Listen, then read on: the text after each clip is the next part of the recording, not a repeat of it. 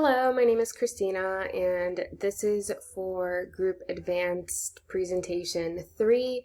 I am replying to Brittany Watts regarding the question of Part 2, how is pH affected when CO2 interacts with H2O? I think you had a great video overall, very informative. Now specific to Part 2, I do like the PowerPoint you utilized as well as the explanation you provided.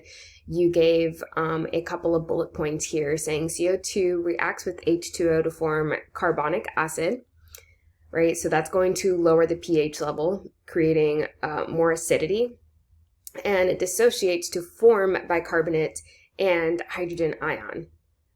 So if there's no H2O present, carbonic acid cannot form. Right, so the pH will rise, it'll increase the O2 affinity, and increasing the O2 affinity means that the oxygen will be so tightly bound it will not be released to the body, right? So the tissues are not going to be able to collect adequate oxygen, leading to tissue and cell death.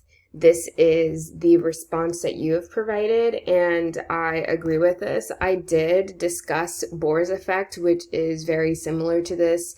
If it has the same pH level in the lungs as it does in the capillaries, it is correct. The oxygen will not be released throughout the body, and thus the cellular respiration will not happen, and it will lead to tissue and cell death. So I completely agree with your reasoning behind it, your explanation behind it.